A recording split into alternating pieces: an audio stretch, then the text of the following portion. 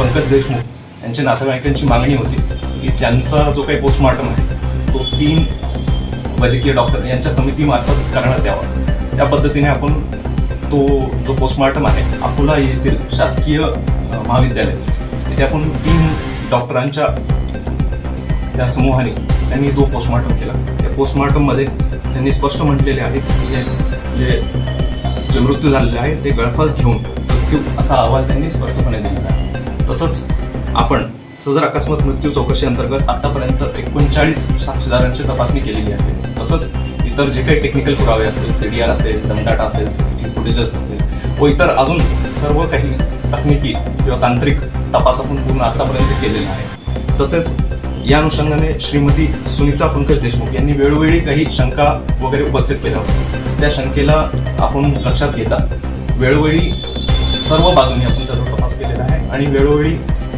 श्री निलेश तांबे sir असतील जे police अधीक्षक आहेत, तसेच श्री सुधीर पाटील जे या तपासाचे अधिकारी होते, त्यांनीही वेळोवेळी श्रीमती सुनीता देशमुख यांना त्यांचे शंका निरसन करण्यासाठी वेळोवेळी त्यांना सूचना दिली। या अनुषंगाने आता जो काही हा तपास आहे आता हा शेवटच्या टप्प्यात आलेला आहे।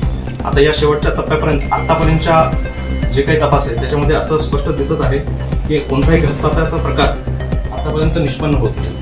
त्याच्यामुळे परत एकदा आम्ही सर्व जे काही शंका असतील त्या दृष्टिकोनातून आपण सर्व बारकाईने तपास करत आहोत आणि याचा फायनल रिपोर्ट लवकरच हे सादर केलं जाईल व तुमच्या अवलोकनासाठी समोर ठेवलं जाईल। धन्यवाद।